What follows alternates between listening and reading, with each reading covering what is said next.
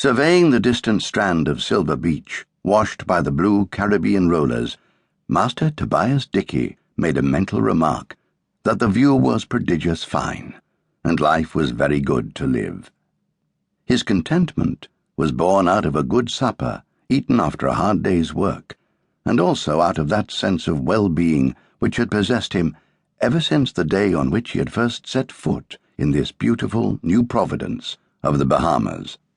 He stood at his window in Governor's house, a small, portly man, well advanced into middle age, pulling at his pipe of Gibraltar tobacco, and comparing its fragrance with that of the bougainvillea, with which the garden abounded.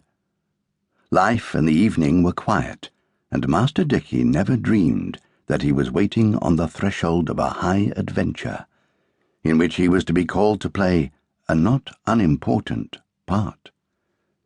"When I reflect," he was to write later in his journal, "on the peaceful temper with which I composed myself to rest, suspecting nothing of what was to befall, I never cease to wonder at the manner in which Providence ever reserves its most sudden strokes for the time when we are least prepared, even as the tempest breaks when the tropic day is most serene." Certainly nothing could have been more placid and contentedly reflective than Master Dickey's mood as he knocked out his pipe, took a last look at the scene on which the sudden Caribbean night would shortly be descending, half-closed the broad screen doors, and prepared for bed. It was a far cry, he thought, from a draughty garret in Edinburgh to a governor's residence, from clerking in an advocate's office to his present post as first secretary, man of affairs, and close confidant of the governor of the Bahamas, Captain Woodes Rogers. Yet it had only been the merest chance that had crossed his path with Woodes Rogers 2 years ago, when the captain had been renting the Bahama Islands from the Lords Proprietors and obtaining a commission as governor.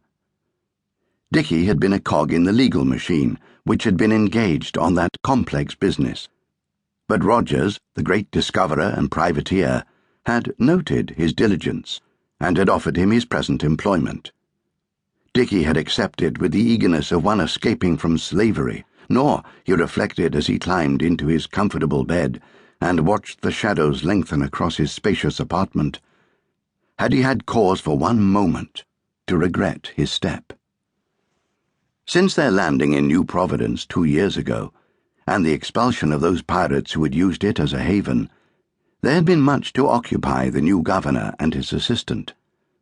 Woodes Rogers saw the Bahamas as an estate of which he was to be steward for 21 years, and he set about to make it a model for the western seas. To a remarkable extent he had succeeded, and Master Dickey, at the governor's right hand in all things, had been made to feel that he too was doing his share towards making history in the Caribbean. Thus Master Dickey had ample grounds for satisfaction as he lay musing, and as the shadows deepened in the garden outside, he began to doze gently. He came out of his half-sleep with a sudden start, his thoughts racing back to identify the noise that had disturbed him.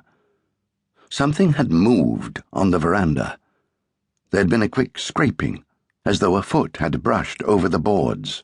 He listened, straining to catch the sound again, and gradually, as he lay in the warm silence, he became aware of an almost imperceptible but regular rustling, just beyond the screen doors.